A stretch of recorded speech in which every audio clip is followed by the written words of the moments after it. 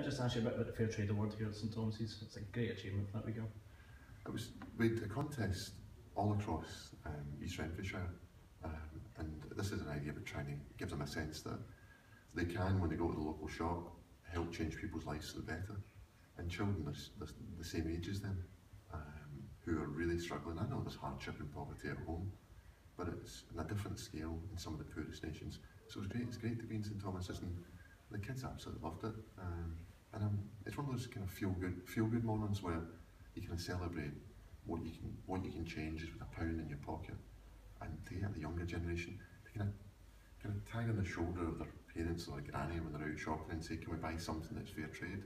Buying a fair trade chocolate bar or t-shirt or football, enjoying it, having fun, but also helping people improve their lives. Great message today.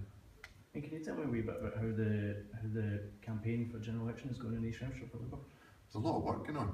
We're out campaigning in Barrhead again this weekend, and we're determined to win. I've always been the underdog in this seat.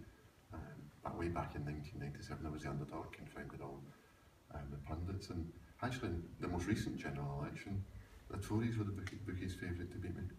But it'll be close again. But we're going to work hard, determined to win. And it's partly about whether we want a Labour government or a Tory government, because the polls this week showed that, of course, the seat here is close, but it's even closer across the UK, with Labour and Tory tied at 272 seats each.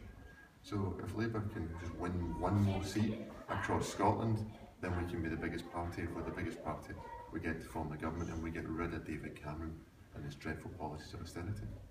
Back in January, after the First Minister's visit, you described the situation in East Renfrewshire as a two-horse race.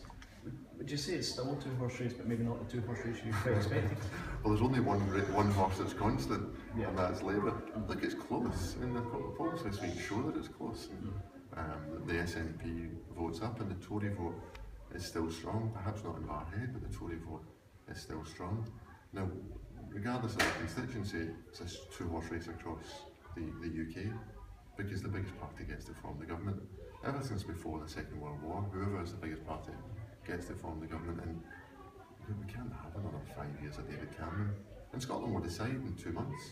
Scotland will decide in 2 months whether Britain gets a Tory government or not. So I'm not taking it for granted. We keep getting stuck in, try and win and earn people's trust again. That's a lot of work. I enjoy election campaigns.